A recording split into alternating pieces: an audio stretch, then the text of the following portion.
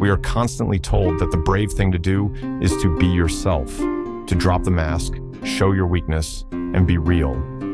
We're promised that this vulnerability creates trust and respect. But if you've ever overshared in a meeting or vented to an acquaintance and felt the room go cold, you know that's not always true.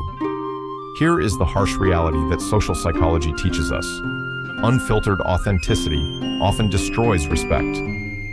Today, we're going to look at the data, from the Pratfall effect to the stereotype content model, to explain why being real is a privilege you have to earn, and why your mask isn't fake. It's necessary.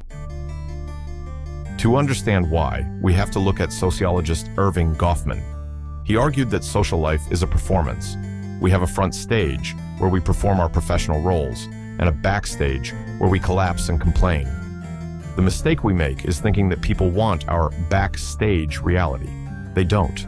When a pilot walks into the cockpit, you don't want to know he's insecure about his divorce. You want the performance of competence.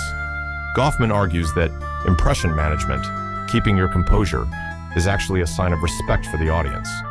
When you dump your raw emotions on people who aren't close to you, you aren't being brave. You are violating the Goffman interaction order.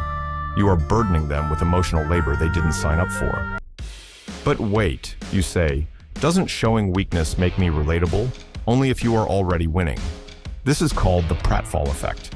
In a famous 1966 study, researchers found that when a superior person spilled coffee on themselves, their likability went up. The mistake humanized them. But here is the catch.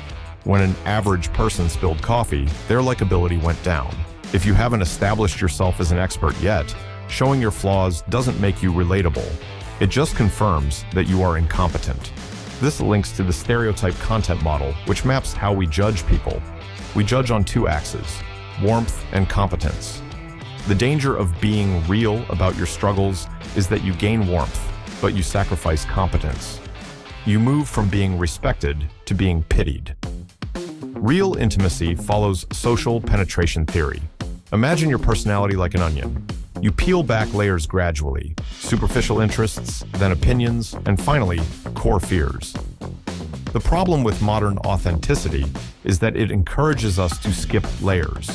We share core fears with colleagues who are still on the superficial interests layer. This is called splurging, sharing sensitive info to get validation from people who haven't earned the right to hear it. It triggers a subconscious alarm in the listener.